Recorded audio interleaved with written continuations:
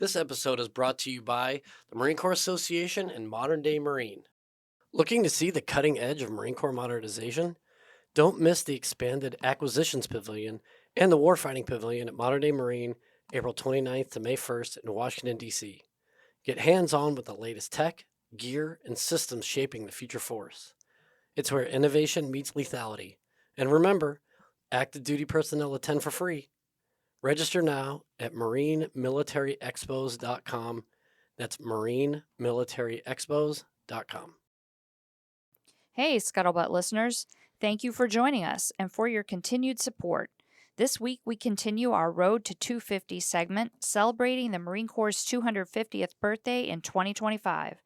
Over the next year, we'll feature stories and history from throughout the 250 years of the Marine Corps. These episodes will be nested within the MCA's overall Road to 250 campaign, where you will find featured articles in both the Leatherneck and Gazette highlighting events and battles within specific periods in Marine Corps history.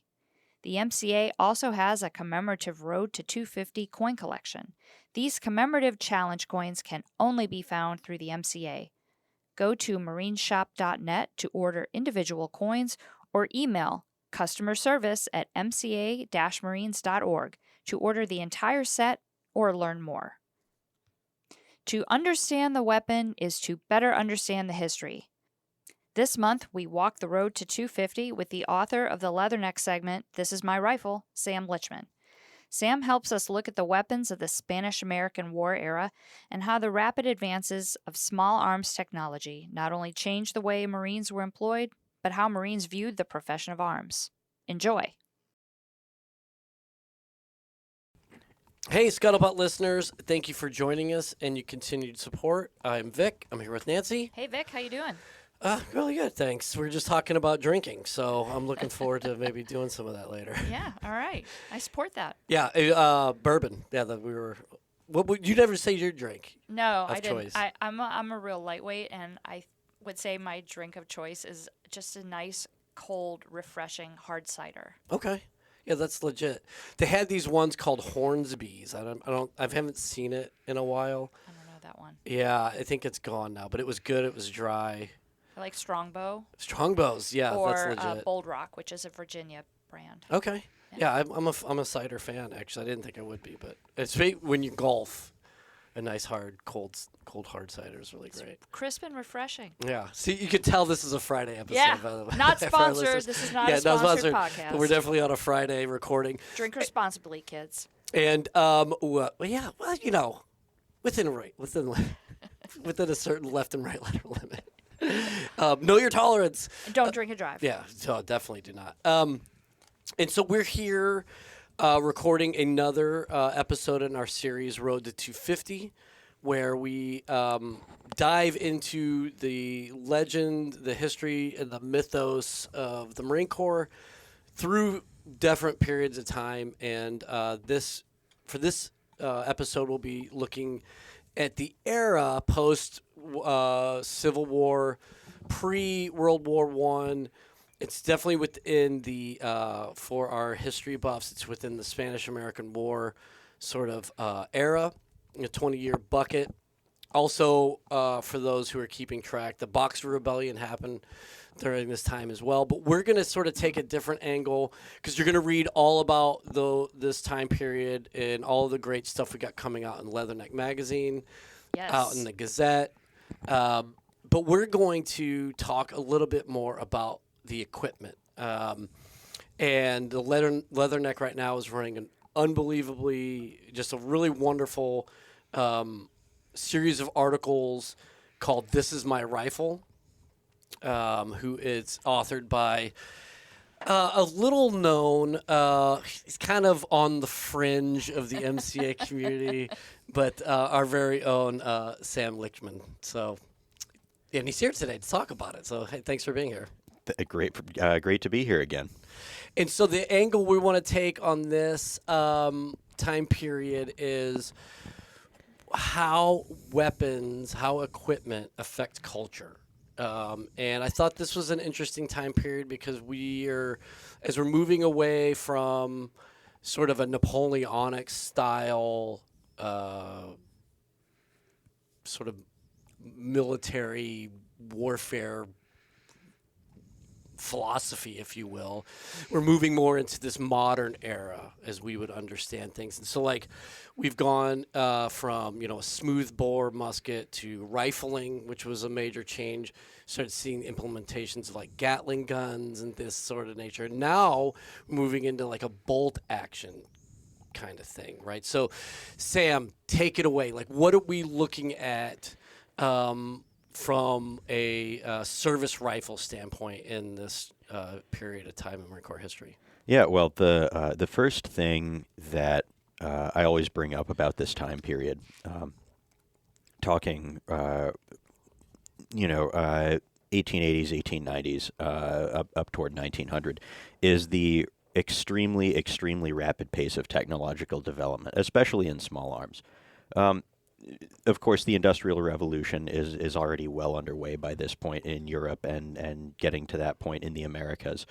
And you have this really funny situation as a consequence of that any first or second rate military in the world that seeks to arm its soldiers, and in this case Marines, with the finest small arms available, will be hopelessly outdated in the next 10 years. It's really kind of funny. And because technology is progressing so fast. It's just, you can get the latest and greatest in 1880, and then by 1890 you're a backwater, basically. It's pretty funny. And I'm sorry, are we seeing this globally? Or is this just within the U.S.? Oh no, this is definitely a global phenomenon. Again, mainly Europe and the Americas, because Africa and most of Asia haven't really started to industrialize yet by this point. But you see this reflected. The United States actually kind of lucked out by virtue of being already behind the curve, and not being a global superpower, or not starting to be a global superpower until the very tail end of the 19th century. So we weren't modernizing as aggressively. But you have, coming out of the middle of the 19th century, you have European countries adopting breech-loading firearms even before fixed ammunition, which is what we're used to today. You have a brass case with the gunpowder and the primer in it, and there's a bullet sticking out. That's fixed ammunition. Even before that, European militaries were starting to use paper cartridges, which had some problems, but those were a developmental step toward what we recognize today. So you have breech loaders, you have fixed ammunition coming around in the 1880s. The French invent smokeless powder, which is a huge change. Then getting into the late 1880s, early 1890s, magazine rifles become really prevalent, and clip loading becomes a thing, so you can finally load the rifle more quickly than you can fire it. And again, it's funny to see how rapidly the technology progresses. In fact, in this issue, the April issue of Leatherneck magazine. Yeah, of course. In the April issue, I had to do 2 editions of This Is My Rifle because I just couldn't fit it in any other way. I have the Trapdoor Springfield, which technically falls outside the time bracket, but is still very relevant. And then at the very tail end of it, we have the M1895 Lee Navy, or the Winchester Lee, as it's often called. And where are we seeing this? So I find this idea of rapid technological advancement interesting, because you would think, especially as we're looking at a period of Reconstruction, that a lot of it was there was so much being invested in infrastructure to recover from the Civil War and rebuilding, but yet at the same time, is there a large sort of military industrial complex, or are these just, I guess, as sort of the giants of industry are looking now to moving west? Like, does that Western expansion have much to do with the evolution of rifles? Good and question, things? Vic. Hey, thanks. Yeah, He's a pro, people. yeah. I am on like.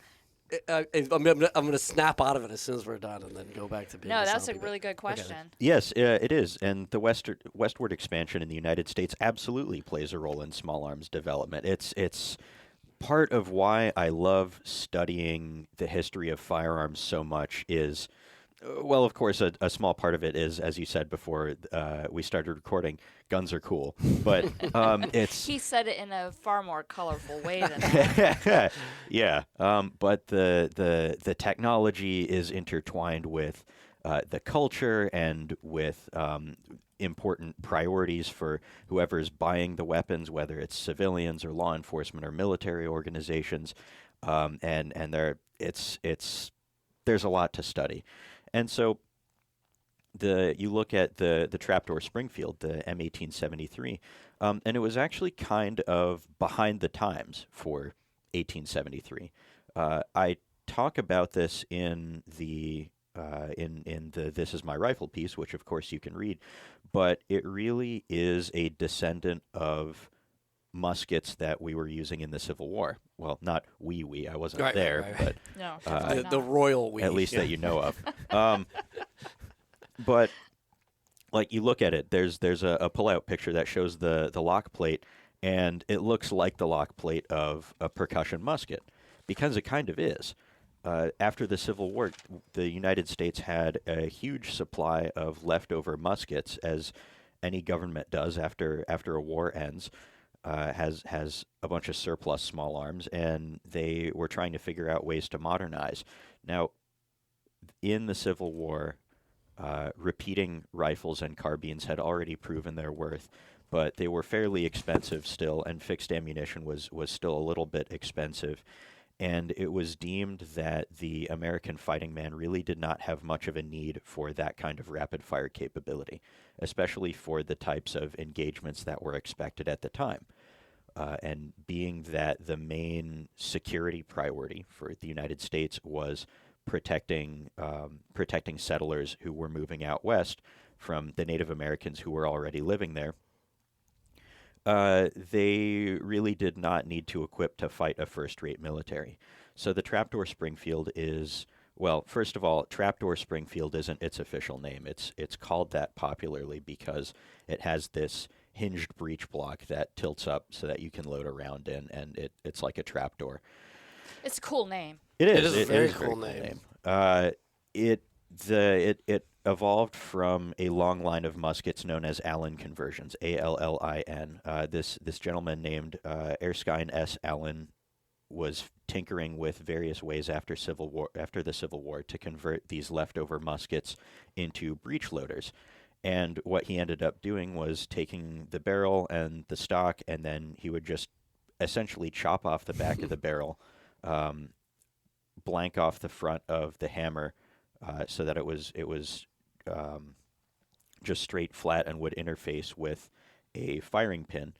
And he added the trapdoor mechanism to the now chopped off back of the barrel so that you could open it up and load your round in and then close it and lock it. Very simple, but it was good enough for the time. And the firing pin was housed in that trapdoor? Yeah. Okay. The firing pin comes out at an angle. It has this sort of angled housing. And so the idea of the Trapdoor Springfield was, okay, now you can load in a round of fixed ammunition from the breech. It's a still powerful weapon, capable of engaging at common engagement distances of the time. And in fact, although the rifle's accuracy was not really sufficient for the task, the actual ballistic performance of that really heavy chunk of lead, we're talking several times as heavy as a modern-day rifle bullet, in the neighborhood of 400, 500, 600 grains, even more, could hit something at a distance of a couple miles. Now, again, you can't do that accurately. It's practically indirect fire at that point. But they actually did some testing in New Jersey with very heavy bullets, and they managed to lob one in at, I believe it was 3,600 yards, which is just about 2 miles, with the rifle firing upward at a 30-degree angle. Wow. And when it landed, it punched through a couple of solid oak boards and embedded itself in the beach sand. So it's a powerful weapon.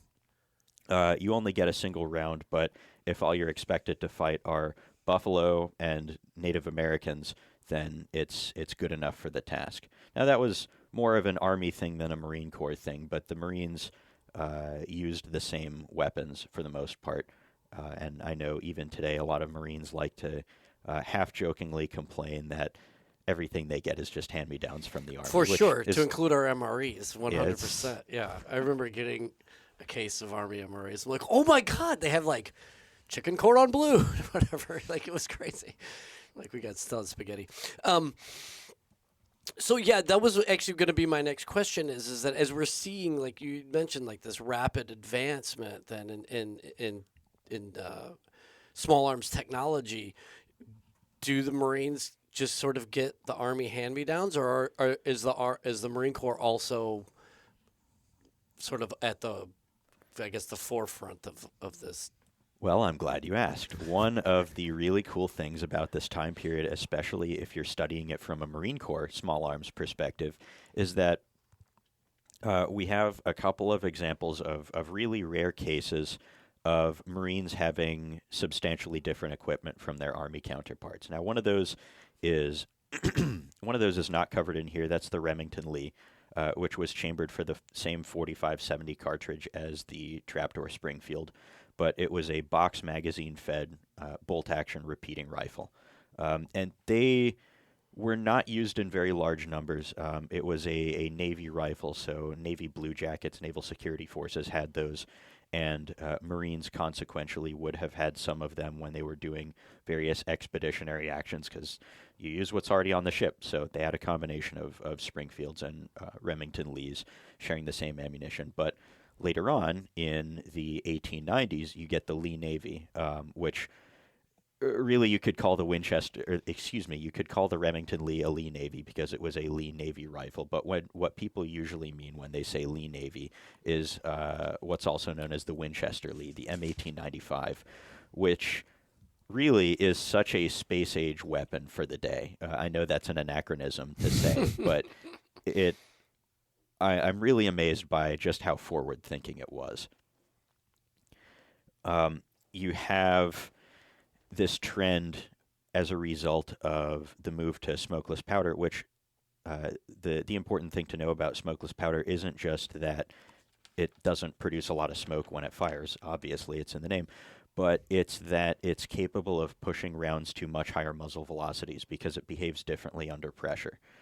It can be a more powerful propellant if you make it correctly, if you use the correct formulation and the correct grain geometry. But that brought about a trend in world militaries, and again, this has to be an exclusive definition of world because at the time that just means basically Europe and the Americas. World militaries were moving toward increasingly smaller calibers and higher muzzle velocities for flatter trajectories. And everyone out there who's listening, who's had to qualify on the rifle range, which is going to be most of you, knows that a bullet has a significant amount of drop once you get to 300, 400, 500 yards that you have to account for. And part of that is accounted for in year zero, but part of it is you have to have some kind of holdover. You either adjust your rear sight or you dial your optic, depending on what type of scope you're using, or you just have to know your holds according to hash marks in your scope reticle or just Kentucky windage it if you have fixed iron sights. They used to call me Kentucky windage, and I'm from California. So being able to fire accurately at longer ranges is a huge advantage, and the Army would encounter that from the wrong end at the Battle of San Juan Hill. Very famously, they were using Krag Jorgensen's, firing a relatively low velocity 30 caliber round, running up against entrenched Spanish positions, and the Spanish soldiers had 7mm Mausers, which fired with a very flat trajectory and were very accurate at extended ranges. So the Lee Navy, part of what's so cool about the M1895 Lee Navy, the Winchester Lee, is that it went way ahead of this trend. You had European militaries moving from traditionally 40, 45, 50 caliber black powder rounds down to 8mm, which is or 7.92 millimeter really, which is about 31, 32 caliber. You have a lot of 30 caliber rounds, 303 British, 30-40 Krag, which is what the Army was using, 7mm in the case of Spanish Mausers.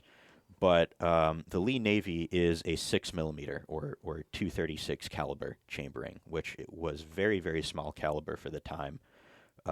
It was a very ballistically efficient bullet for the time. It was the projectile itself was very aerodynamic, and it weighed relatively little. So you didn't need quite as much of a propellant charge to fire it at its operating muzzle velocity, which means that you can make the rounds smaller. You can make the weapons smaller because the receiver doesn't need to be as strong. The barrel is thinner because the caliber is smaller, and that saves weight. And so you get you have the ability to get an overall smaller, handier rifle, even with a relatively long barrel, which the Lee Navy is. I handled one when I was, or more than one, when I was photographing them for this piece, and it is really amazing how modern it feels. If the barrel was maybe 8 inches shorter, it's like you could expect to see that on a rack at a gun store. Well, and I was just that was gonna be my next question, actually, because as you've been working on the series, you've had the opportunity to, in order to photograph these weapons, you've had a chance to handle them all, take a look at them. What was that experience like, to be able to go into the Marine Corps' history like that? Yeah, in a tactile way. Yeah. There's nothing like it. There truly is nothing like it. It's amazing to get a feel for not even just knowing the history behind whatever it is you're holding. Like, guys were holding this individual rifle when they were participating in thus and such a battle, or they were traveling across the world on ships carrying this specific rifle, but also the design of it and all these intangibles. Like, if you're talking about cars with someone can tell you, oh, the steering feels really nice. How do you quantify that? You can't really specify that in numbers. It's something you have to experience for yourself. And so the handling of these weapons, the things like the specific geometry of the stock, how much drop there is to it, the length of pull, things like that, how good the sights are to use, how the weight balances, whether it's very front heavy or whether it's more balanced like that, how the bolt feels to work the bolt. And the Lee Navy is fairly unique in the way its bolt works. It's basically a straight pull rifle, and I say basically because you have to tilt the bolt handle a little bit to unlock it, but it's effectively a straight pull, which means if you can imagine Grandpappy's old hunting rifle, to cycle the bolt, you need to rotate it to the side, usually 90 degrees, then pull back. That ejects the spent casing, push forward again to pick up the new round, and then lock it back down.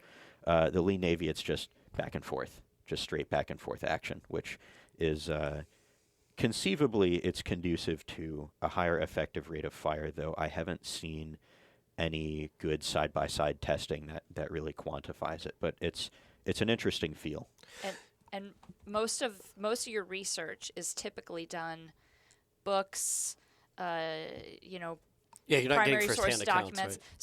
right? So this was a little bit new for you to actually be able to put hands on the thing you're researching. Yeah, this isn't just primary source research. Primary source research is reading things like testing reports that are contemporary to the time, or reading things written down by people who were there, or by people who worked on these acquisitions projects, or combing through old Department of the Navy archives to read about changes in bullet weight, which, yes, that's an important thing, but yeah, gotta love it. But this is like 0th order research, if you can say that, because you're not even reading stuff that was written down by people who were there. You're experiencing it for yourself. Yeah. It's very cool. Nice. Now, it would be a lot cooler if I could shoot these. It would be a lot cooler if I could travel back in time and get some instruction from a Marine Corps PMI from the 1890s. but this is about the next best thing I have without access to ammunition or a range to put rounds Or through a time this. machine. Yeah, or a time machine, of course. Or the oldest Marine ever. So this is an interesting thing. You're talking about barrel length, and it makes me think about the small arms transition that I went through, and my generation really of Marines went through when we moved from the M16A1 to the A2. Then we had sort of a parallel track to the A4 and the M4. And then before you know it, the M4 lost out to, I don't want to say relegated, but it was specialized 4-year designated marksman, and the M4 became the standard issue service rifle then for the vast majority of the Marines. And it was a culture change, and there were many different sort of demand signals, if you will. But I remember the idea as a vehicle guy, as an Amtracker, was my service rifle was the Amtrak, and primarily as an officer it was the radio, because officers are dorks. Yeah, your geeks. primary service weapon is your radio. Your secondary service weapons are a caliber 50 and a Mark 19. Right, but even then, as the officer, you're expected to employ the platoon, not necessarily even your. So it was always so. Anyways, so then we move into OIF 1, and I remember going to the armory and like, hey, you guys got any extra M16s you could check out, because I think this is going to be crazy.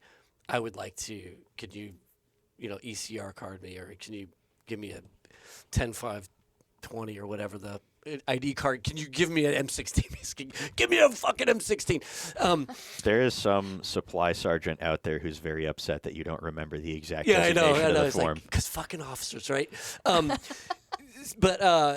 So I get this, and so now I've got a 9mm, I've got an M16, and everybody else especially in the head shed, are like, "What are you like?"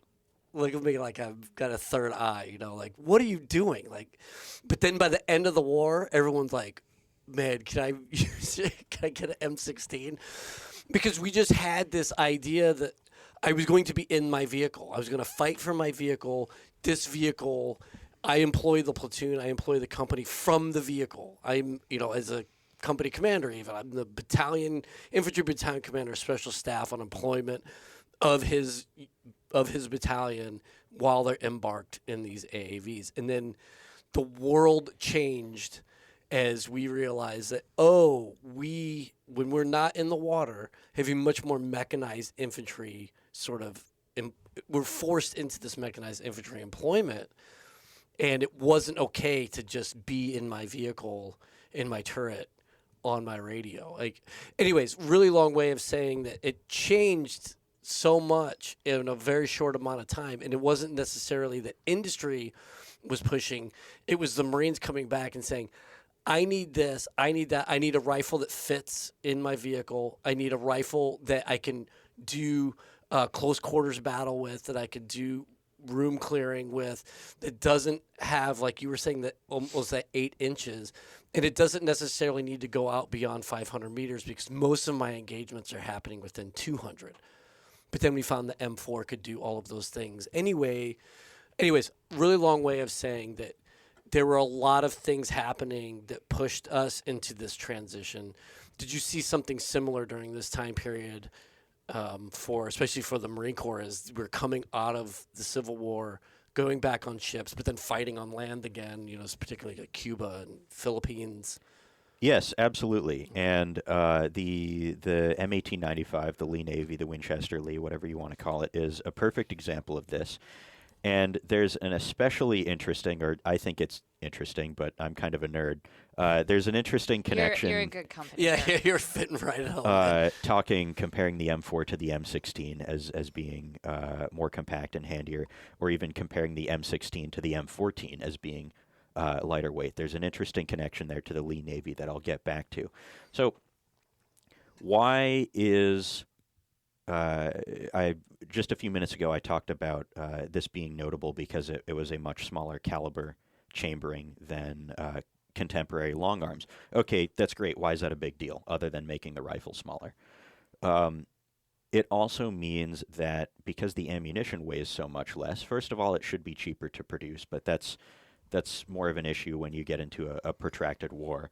But the ammo being lighter means that you can either carry more of it for the same overall weight, or you can carry the same number of rounds for less weight and either be a little bit more mobile because you're not carrying so much stuff around, or you can fill in that weight in other stuff that might also be useful to your mission.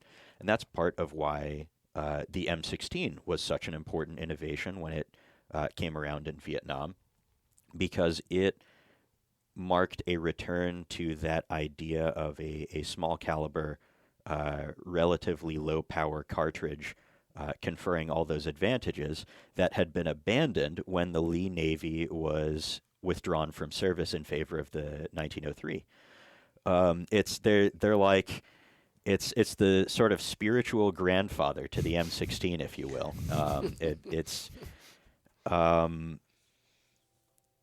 The Marine Corps having to be a very expeditionary force as the U.S. was expanding into a global empire at that time.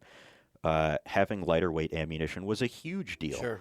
Because you don't have a huge supply train. Yeah. Your supply train is you and a bunch of other guys and maybe some mules carrying that stuff from a ship that's docked offshore. And so it even you have to factor in cube space, not just weight. And cube space. That's a problem on ships, especially ships of the day that were smaller and less technologically sophisticated, of course, than we have now 100 years later. The ammunition being smaller and lighter means you can carry more rounds in the whole ship. Yeah. And that's a big deal, not just for the Marines and naval security forces on board with their rifles, but it's also a big deal for the machine guns. The Navy used Colt Browning machine guns chambered for the same 6mm cartridge. And so they would be able to fire more because they had access to more ammunition. And, you fire more, you hit more. That's an important capability. And it's a life hack. Yeah, there you go. We need to isolate that quote. Some of my friends use that technique in the bars. So whereas U.S. Army soldiers had a little bit of a problem in the Spanish-American War with running out of ammunition because they were using 30-40 Krag, which is a heavier round, and especially the locals we were arming who were using cast-off trapdoor Springfields, the Marines really did not have issues for the most part with running out of ammunition because they could carry so much more of it. I mentioned in this piece that, in fact, the 6mm Lee Navy cartridge weighs less round for round than 7.62 that you'll be firing out of an M240, and that's not even accounting for the weight of the Lynx. How I don't know. This is a bit of an outline. I don't know what the hell I'm trying to say, but this is kind of a question that may not have a ton of relevance. But so as you talk about, as we're moving into being a global power, we're projecting power forward, talking about all of the things that the innovation, the small arms innovation is presenting to the Marine Corps. How does it play in with our allies? Because we were partnering with Filipinos, we were partnering with some of the other forces. You mentioned in Europe they were using a certain thing. Army was using a certain thing. Were there challenges partnering as well? I know for us in the modern era, we were always trying to encourage units to get away from the Kalashnikov, to use something that was more NATO round friendly for supply chain issues, but also from a professional military standpoint. That having this NATO sort of authorized weapon system, at least so they could fire NATO rounds, increased proficiency and increase the need for training rather than just a Kalashnikov where you can just sort of, fire from the hip and pray and spray. Yeah, ammunition compatibility was a huge deal even back then, and I think a lot of people maybe don't realize just how good we have it today, where U.S. Marines, if they're doing joint operations with, say, the Australians, they can share ammunition, Yeah. even though Australia isn't even in NATO.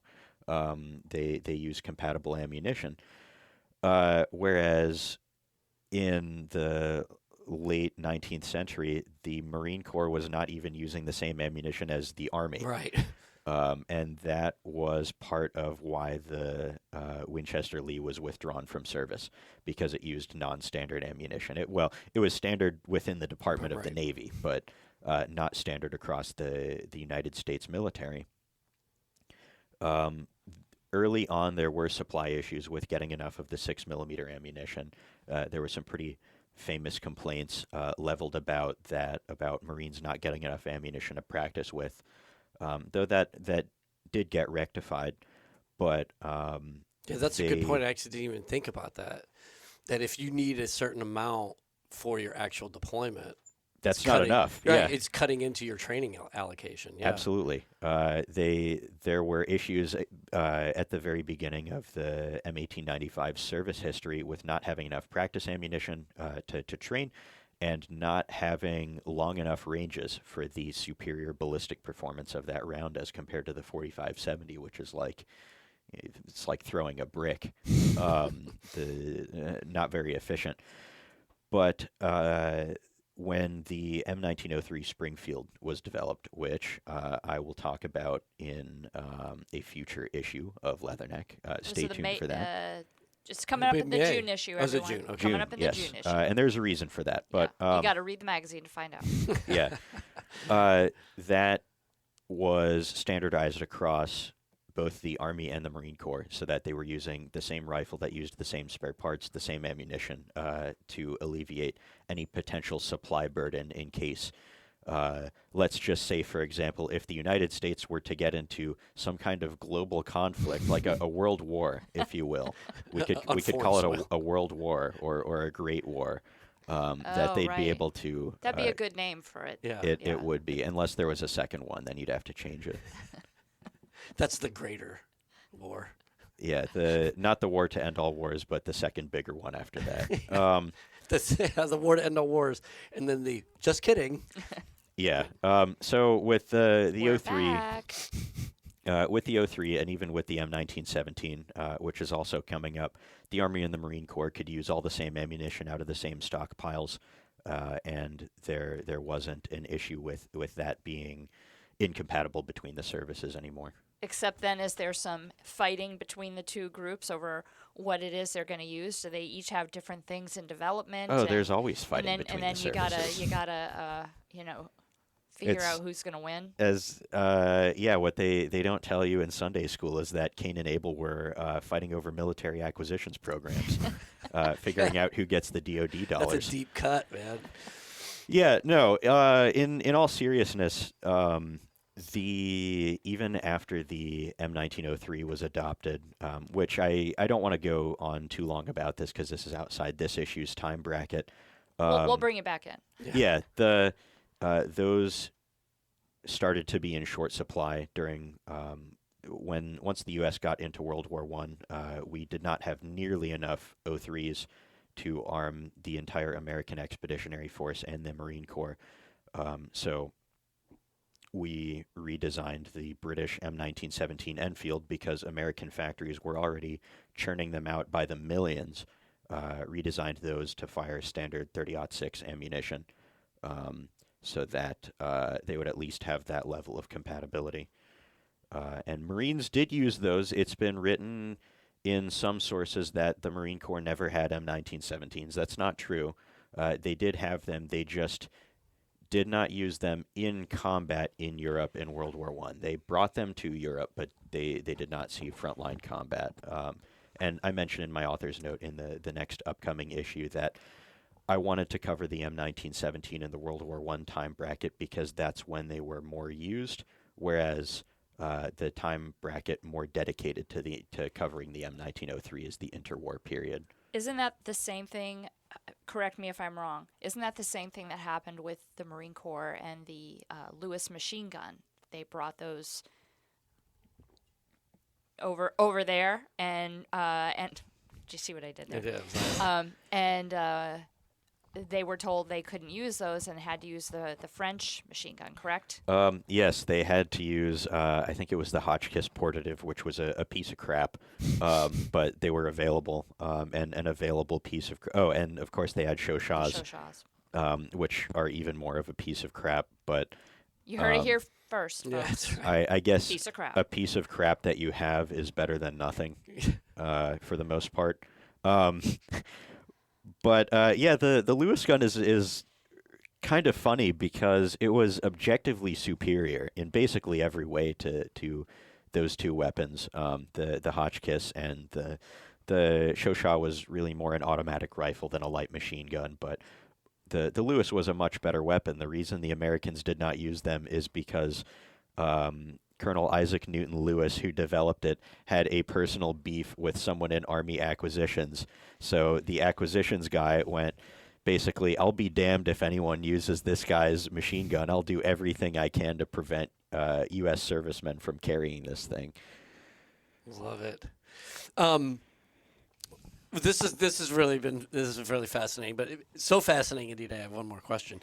How did this shift, this rapid advancement of small arms technology, change the culture of the Marine Corps? I would imagine that you have to almost completely adjust your period of instruction for marksmanship, right? And I would imagine it would be longer because now you're talking about more precise firing and more precise firing techniques. But then, I don't know, maintenance changes as well, right? And Everything has to change. And yeah, try and put yourself in the shoes of a Marine in the 1890s going from a trapdoor Springfield, or maybe if you had done expeditionary service, Remington Lee, to, the trapdoor Springfield is a single shot black powder breech loader,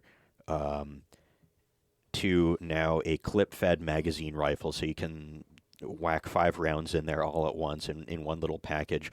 Straight pull bolt action, firing a round that's 40% faster with half the recoil, if that, and much better sights. That's like, I hate to use the cliche, but that's a quantum leap in capability. yeah, it's a game changer. And everything has to change. It's an absolute game changer.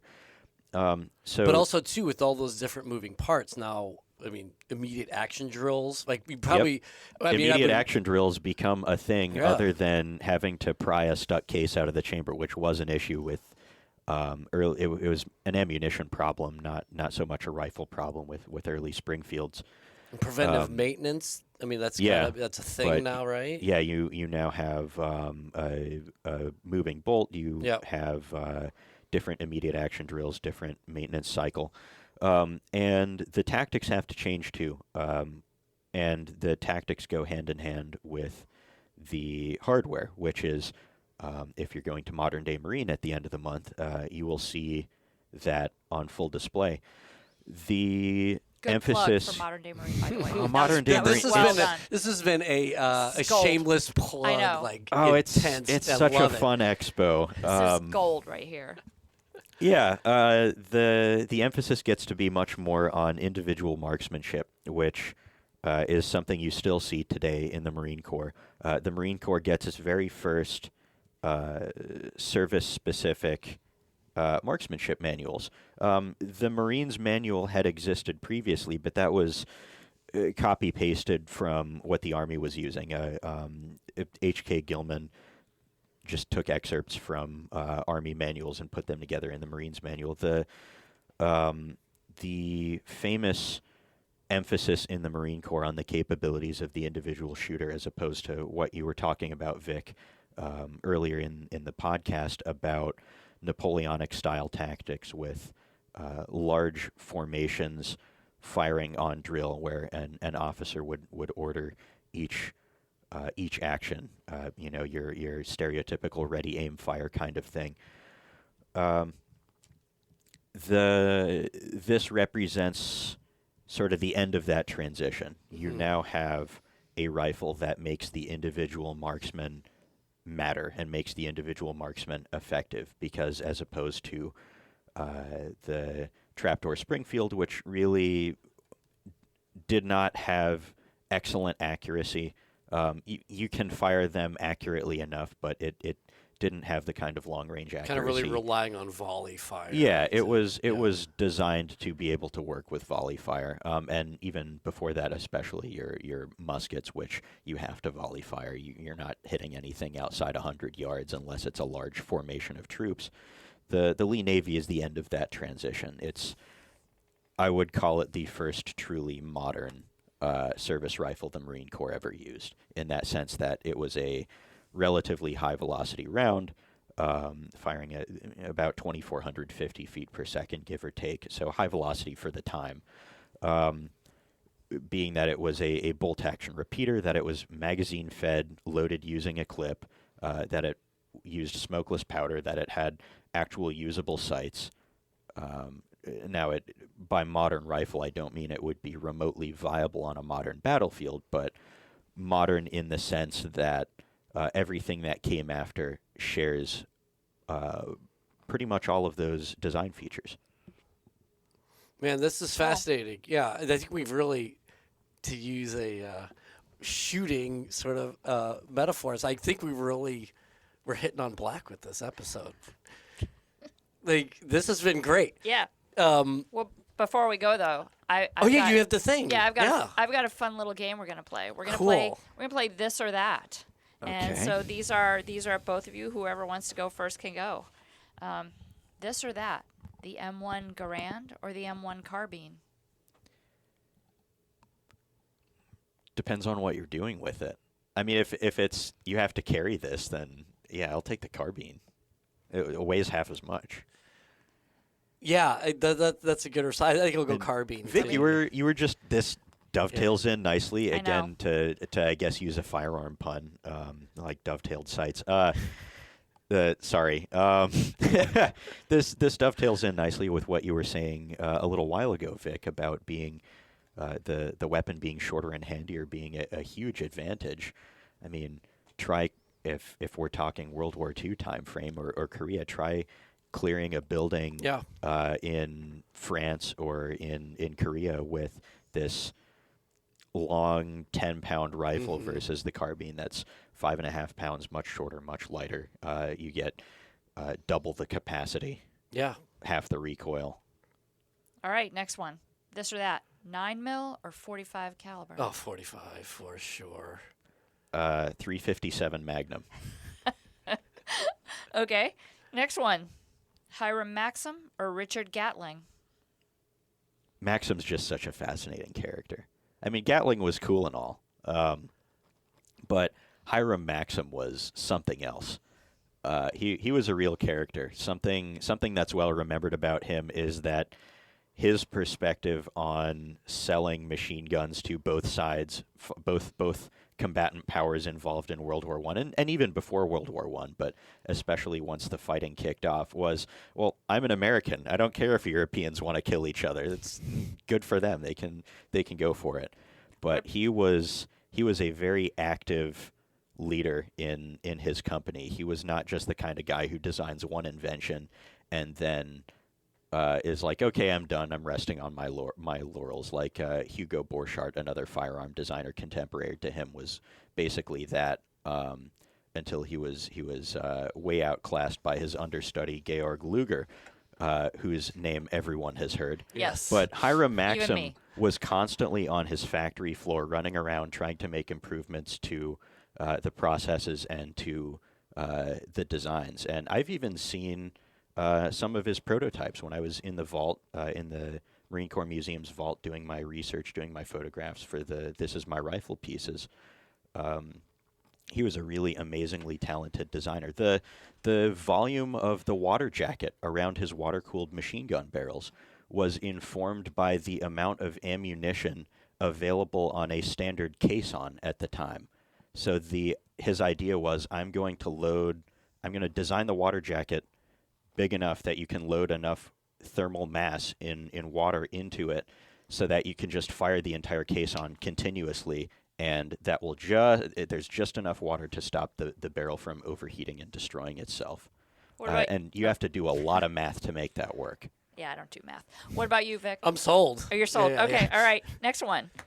John Moses Browning or John Garand, or Garand, however you want to pronounce it. Ooh. Quick. Browning. Browning. That's easy. Browning was... Oh, it's easy shit because I was going to say Grant. Browning's the greatest ever, man. Okay, next question. John Moses Browning or Eugene Stoner? I think Eugene Stoner would probably say Browning.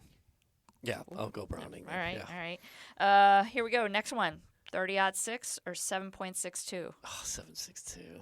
7.62 by 51 is just 30-06, but half an inch shorter because the propellant chemistry got better. The performance is nearly identical if you're talking military spec ammunition. Commercial 30-06 is a little hotter. Right, but you don't have to square off on me. It's just these are just conversation starters. Okay. Oh, that reminds me. Obligatory disclaimer. Yes, commercial spec 30-06 is loaded hotter than the old military stuff was. If you have an M1, you need to either buy a replacement gas plug for it or do not shoot commercial ammo. Please do not destroy your op rod on your historic military rifle. All right, so next one. Oh, go ahead. Another life hack there. Okay. Life hack. 7.62 or 5.56? 5.56. 5.56. Yeah. Okay. Half the weight. Well, half all the right. recoil. Well, can I caveat really quick? Of course. Yes. This So is your show. Our show. We're the stewards of it. So 5.56 a tumbling round. And the way I understand it is fragmenting too. Yeah, exactly.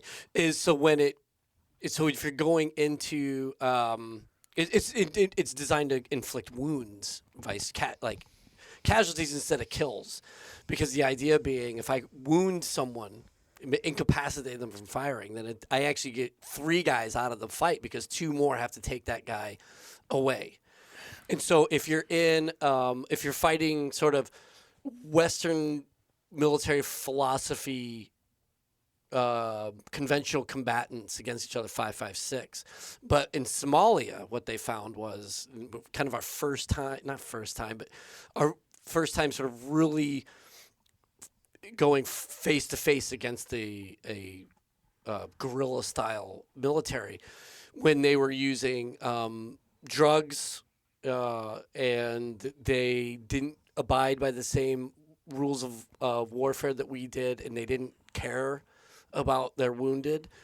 They found that a lot of people were switching over to wanted a 7.62 because of the fact that if I wounded someone with a 7.62, they were going down for sure, regardless of how hopped up they were, and it had much more stopping power. Again, 5.56 is great against body armor because of its high velocity, but a 7.62 will knock you down. So it really, I will say 5.56 because I always used it. That's all I really know. But 7.62's got massive stopping power. Sorry, Vic. I have to point something out. Okay, please. The Here design. we go. School me up. I agree with much of that. As long as I get 80%, man, that's good. Sure. C's get degrees. The 5.56 round was designed with a much greater understanding of wound ballistics as compared to 7.62 by 51, which was an adaptation off of 30-06, whose performance was based on that of 8mm Lebel from the 1800s. But the designed to wound thing is a designed to wound as opposed to designed to kill thing is a fallacy. Okay, yeah, fair enough. The 5.56 round, because of its fragmenting effect, absolutely inflicts immediately lethal wounds. And this was experienced especially with long barrels, light bullet weights, slow twist rates with early AR-15 prototypes in Vietnam. Just absolutely horrific stuff that I don't want to say on microphone. But if you're really interested in the difference in terminal ballistic performance, which is the sort of technical euphemism for what bullets do when they hit people, or animals, if in the case of hunting rounds. Dr. Martin Fackler was an Army surgeon in Vietnam who worked in field hospitals, and he really did a lot of pioneering work in figuring out what the heck do bullets do when they hit people. And he went on to help found the U.S. Army Ballistics Research Lab. And you can even go back and find his old papers where he draws diagrams of here's what it looks like when an American GI gets hit with an AK round and it pencils through, because it's this sort of fat potato of a bullet, and he's able to walk back to a med station, versus here's what happens when we find one of these VC or NVA guys who took a couple of 5.56 rounds. Yeah, no, I agree. I definitely agree with that. I got two more. Okay, All right. Great. Referencing your earlier comment about MREs, barbecue shredded beef or chili mac? Oh my God. I'm gonna have to go barbecue shredded beef. Okay, Sam? Chili Mac's got stopping power though. I'm just a dirty civilian. I haven't had all the MREs. Okay. All right. This is the last question. Are you guys ready for this? I hope so. Monster or Red Bull? Monster. Easy, yeah. Okay. Red Bull tastes like robot piss. I've never had that. So Monster low carb, please. I like the taste. Oh, really? I go green Monster. Give me the original. Old school, yeah. Yeah, it is old school. Love it. I anticipate a Zero Ultra is going to be powering through the 3 days of MDM. Yeah, no, exactly. Yeah, we need to keep them on ice. Or Ultra Sunrise, also a good pick. You know, I just really stupid anecdote. Not anecdote. What is it? First-hand account. So I was coming back from Afghanistan. Yeah, and so I was doing my sort of out processing at BAS, and I saw a couple of my other Marines there, and we were sort of talking, and it was a master sergeant. He was one of my platoon sergeants as a gunny, but now he's a master sergeant. And so he was you kind of think of it as like, I'm fine, everything's fine, this is just a drill, get me the hell out of here so I go back to work. And so we're all in BAS, we're kind of going through the thing, and he's drinking, I think it was a ZO2, one of the energy drinks, the big blue one. I think it's or NO2. NO2 knocks it. Anyways, I thought it was something you put in your car to make it go faster, but apparently they do an energy drink out of it too. So he's drinking it. We're there long enough to where he's finished it. And then we get to the part they start taking our biometrics and our vitals. And he actually has to stay in BAS because that energy drink has shot his blood pressure up so high that the corpsman's like, I'm sorry about this, Top, but I actually, based on your numbers, I'm supposed to take you to the emergency room. Wow. But he's like, luckily I saw you drinking that energy drink, so we're just going to sit here. I need you to drink a ton of water to clear it out of your system. We'll do it again. He's like, you're in a really bad spot right now. Wow. I just stick to coffee. Yeah, anyways, I was just like, oh, shit, Top, I guess I'll see you around, man, because I'm out of here. But I always think of that every time I drink an energy drink. I'm like, this really is not good. Yeah. An awesome thing for my system right now. Public service announcement for all you Marines out there listening who survive on 600 milligrams of caffeine per day. Yeah. That's 50% over the maximum dose. Please don't do that. We are full of life hacks in this episode. This is hacks, we've got shameless plugs. It's just a smorgasbord of great I know stuff. you're listening to this. I know you're sipping on your Bang Energy or whatever you have now, and in the motor pool or wherever your job is. Yeah. Stop that. Put it down. Or drink it faster. Well, Sam, man, thank you so much for coming in. This has been really great. This is so cool. I'm not as you can tell, even though I used them, I don't know a ton about them.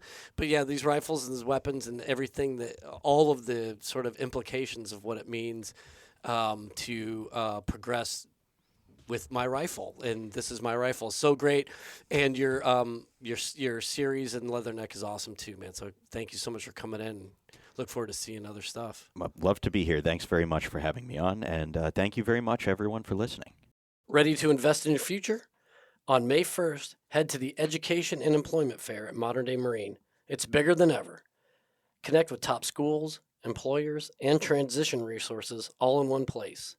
Whether you're planning your next move or just exploring options, this is for you. Free for active duty personnel. Register today at marinemilitaryexpos.com. That's marinemilitaryexpos.com. We would like to thank the Marine Corps Association and Modern Day Marine for sponsoring this episode. Scuttlebutt is a production of the Marine Corps Association. You have heard the voices or contributions from Major Vic Rubel, USMC retired, Nancy Lichtman, William Truding, and our guest. Ty Frazier is the editor, sound engineer, and technical producer.